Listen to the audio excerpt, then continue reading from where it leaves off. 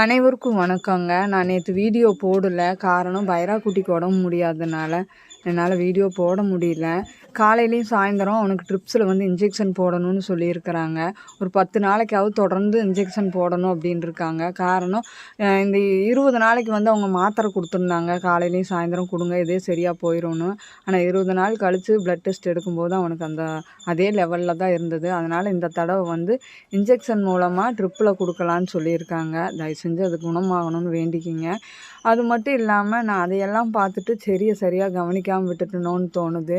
ஏன்னா இன்றைக்கி காலையில் பார்க்கும்போது அவளுக்கு இப்போ ரொம்ப அனிமிக்காக, அது ஒரு மாதிரி ரொம்ப சோர்வாக, அவனால் நடக்கக்கூட முடியாத அளவுக்கு இருந்தாள்.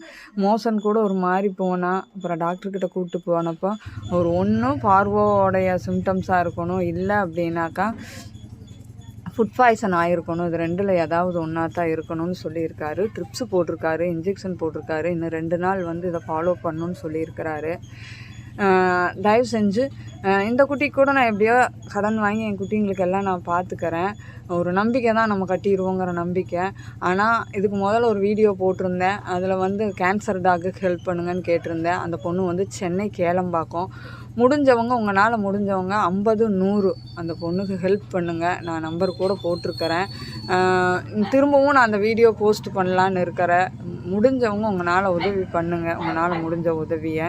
ஏன்னா 20,000 ரூபாய் ஆகும். Please help me.